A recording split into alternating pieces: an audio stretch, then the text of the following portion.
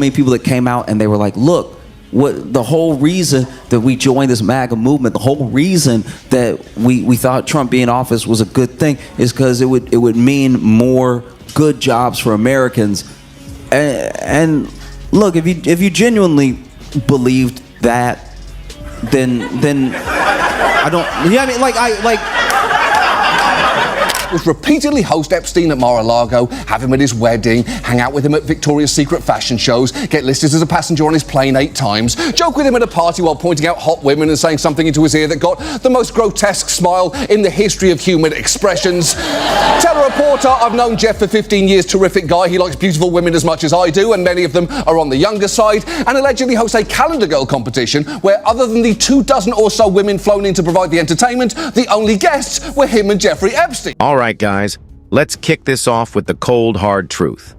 People didn't flock to the MAGA movement just for the rallies. They believed Trump meant good jobs for Americans. But let's not sugarcoat this. When you're hosting Epstein at Mar-a-Lago, laughing with him at fashion shows, hopping on his plane, and even running competitions where Epstein's the only other guest, that ain't leadership, it's filth. Trump tried to walk in like the star of a roast, but guess what? He wasn't the headliner. He was the joke. Oh, I ain't scared. Not even more expensive housing? Tariffs are off. But that will increase the trade deficit. On again. But what about the price of breakfast? Off in the morning, on at night. And some of the harshest criticism is actually coming from Trump's most fervent supporters. Even the QAnon shaman posted, this stupid piece of shit. What a fraud. And once you've lost dipshit Daniel Boone here, you are in trouble. And it's understandable why Trump's struggling to get even his own base to take his word for it that there is nothing to see here, because to do so, you essentially have to believe everything we've learned about Trump over the years is irrelevant or sheer coincidence, that all Trump did. Now here's where it gets ugly. Trump thought tariffs were his big, tough guy move. On, off, morning, night, like a toddler flipping a light switch. His own base got tired of the circus. Even diehards like the QAnon shaman called him a fraud. And let's be clear, when you've lost a guy dressed like Daniel Boone cosplaying as a Viking, you're in trouble.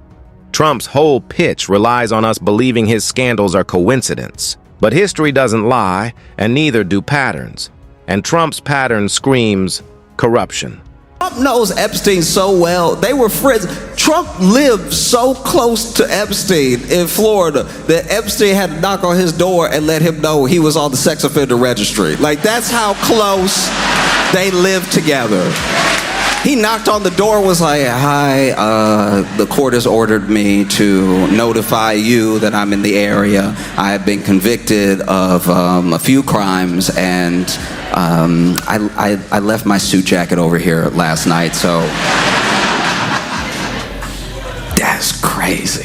Trump has always imagined himself as the heavyweight champ of attention, the main event, the guy whose shadow deserves its own, press secretary. But here's the joke. He writes the comedy material himself. Josh Johnson and John Oliver didn't invent the roast. They just sharpened the knives Trump handed them.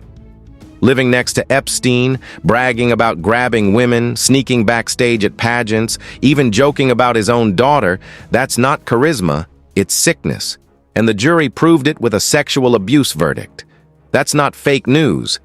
That's fact. Also, have to forget about Trump bragging about his ability to grab women's genitals and claiming he could go backstage at his beauty pageants while women were getting dressed, something he was accused of doing by 5 Miss Teen USA contestants, and once remarking of his own infant daughter Tiffany that she's got Marla's legs. We don't know whether or not she's got this yet, but time will tell. Beyond that, though, there's nothing there. Except for a jury finding him liable for sexual abuse, but other than that, there's nothing to see. Here's where Josh Johnson shines. He cuts through Trump's fake genius act like butter. Calm voice, brutal punchlines. He paints Trump as the sitcom dad who can't remember the Wi-Fi password while calling. Himself a mastermind. That's why it stings. It's true. Trump markets himself as larger than life, but Johnson casually reduces him to a clown fumbling in his own circus. It's not yelling, it's surgical. 1 minute Trump looks like a president, the next Johnson makes him look like a guy who could, Lose an argument to a toaster. True crime for you. This morning, the Trump administration releasing more than 230,000 pages of records related to the assassination of civil rights icon Martin Luther King Jr. That's how bad things are for Trump. His back is against the wall so hard, he's releasing more black history.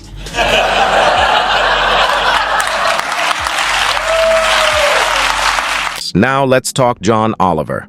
He doesn't just throw jokes, he plants bombs.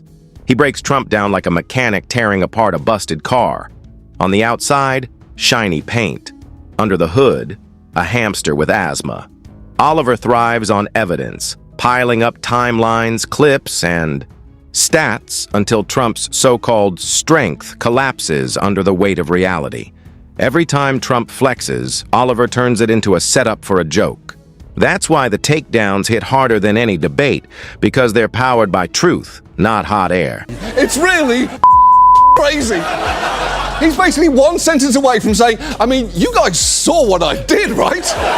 And you still voted for this? That doesn't make any sense. And I know, being a shambling verbal mess is part of Trump's brand, but it is still incredible to see an incoming president ad-lib a victory speech with the same energy as a best man who didn't realise he had to give a toast. What a beautiful day. What a beautiful beauty. Today, my brother and his wife, today they did the thing. You all saw it.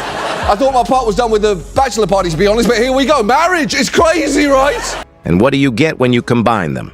A buddy cop demolition duo. Josh is the calm detective roasting the ridiculous. Details. Oliver is the chalkboard analyst connecting every lie with red strings. Together, they're unstoppable. Trump wants to be emperor, but Johnson says the emperor has no clothes, and Oliver brings the receipts from the tailor. You can't tweet your way out of that. Every punchline isn't just a laugh, it's a wrecking ball. Trump's ego can't survive double impact comedy with this much precision. All he did was remind us that he can declassify thousands of secret files, and people noticed. Bernice King, the daughter of Dr. Martin Luther King Jr., posted this picture on social media with the caption that simply reads, "Now do the Epstein files."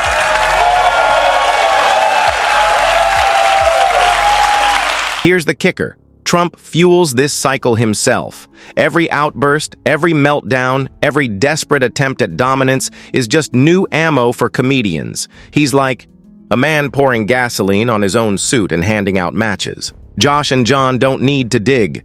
They just pick up the gifts Trump leaves lying around. The audience doesn't just laugh, they wake up.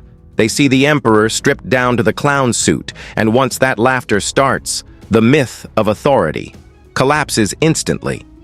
Trump can't outrun ridicule. Chaos of Trump's tariffs. It's been an emotional roller coaster since Trump rolled them out last week with the help of the single dumbest chart in human history. That prompted the Dow to drop by nearly 4,000 points in 2 days. So by Monday, everyone was understandably freaking out, only for Trump to dismiss anyone concerned as panicans, which he said was a, quote, new party based on weak and stupid people. Though I'd argue the weak and stupid demo is, if anything, way overrepresented in government right now. So here's where we land. This isn't just comedy, it's cultural surgery. Trump sells himself as untouchable, but Johnson and Oliver expose him as background comic relief in his own blooper reel. He wants to be remembered as a titan of history, but history will remember the roast. Comedy works because it makes truth unavoidable. Trump thinks he's the leading man in a blockbuster. The reality? He's the punchline in a roast nobody asked for.